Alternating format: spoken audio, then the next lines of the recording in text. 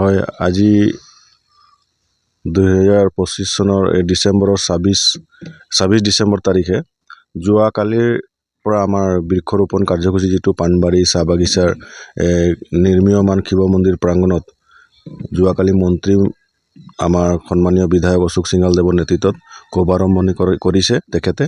আৰু আজি আমাৰ ঢেকিয়াজুলি অঞ্চলৰ বিশিষ্ট ব্যক্তিসকল, বিশিষ্ট সামাজিক ব্যক্তিসকল, প্ৰতিষ্ঠিত ব্যৱসায়ীসকল বহুতে আজি আহি বৃক্ষৰোপণ কৰিছে। আৰু মন্ত্ৰী মহোদয়ৰ যিটো আশা যে প্ৰত্যেকজন ব্যক্তিয়ে যাতে এই বৃক্ষৰোপণ কাৰ্যসূচীত অংশগ্ৰহণ কৰি যিটো নেকি এটা প্ৰাকৃতিক পৰিৱেশ, এটা যিটো গ্ৰীণ পৰিৱেশটো আনিব লাগে, এইটোৱে লক্ষ্য আৰু উদ্দেশ্য। আৰু এই যিটো আমাৰ পাণবাৰী চাহ বাগিচাৰ যিখন নিৰ্মীয়মান শিৱ মন্দিৰৰ যিটো উদ্বোধনী অনুষ্ঠান অহা ইংৰাজী নৱবৰ্ষ 2026 20 জানুৱাৰীৰ এটা ডেট দিছে ছাৰে, কিন্তু এতিয়ালৈকে ফাইনেল হোৱা নাই। এইটো উদ্বোধন কৰিব মন্দিৰটো, আৰু ইয়াত বহুত মুখ্যমন্ত্ৰী ডাঙৰীয়া আহিব, ৰাজ্যপালো আহিব। গতিকে এনেকুৱা এটা কাৰ্যসূচী চলি আছে।